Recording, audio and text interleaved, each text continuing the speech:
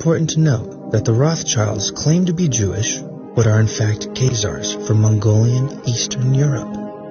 Like Eisenhower, the Rothschilds have Asiatic Mongolian genes and not genes of Judaic people. The Rothschilds are like 95% of the Jews today and have Khazar genes and are now known as Ashkenazi Jews. But Georgia and Ukraine are 800 to 1,000 miles north of Palestine. Fact, every prime minister of Israel has been a Khazar Ashkenazi Jew, with no connection to Semite people at all.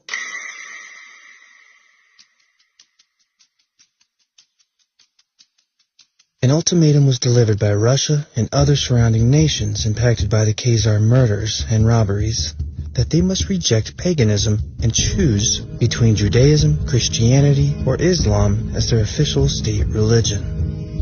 The Khazarian king chose Judaism, but despite his promise, the oligarchs kept practicing ancient pagan Babylonian black magic, or secret Satanism. The king melded these practices with Judaism and created a secret satanic hybrid religion, derived from Babylonian Talmudism, written by hired rabbis.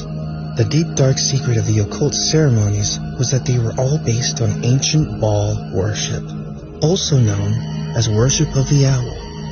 It involves child sacrifice, with bleed-outs, blood drinking, and eating of children's hearts.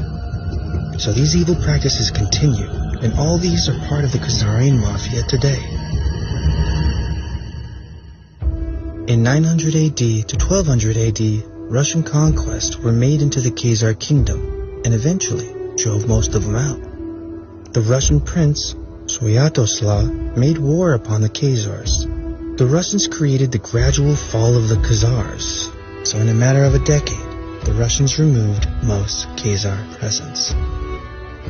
Unfortunately, the Khazarian leaders had a well-developed spy network and were able to escape across Europe, taking their vast fortune in gold and silver. They infiltrated Europe and Slavic nations, and perhaps back into Asia, infecting many nations and city-states, including as far as Venice, Spain, and most of Central Europe.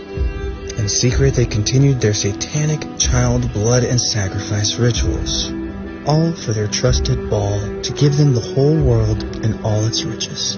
Ever since, the Khazars have plotted eternal revenge against the Russians and the surrounding nations that invaded Khazaria and drove them out of power.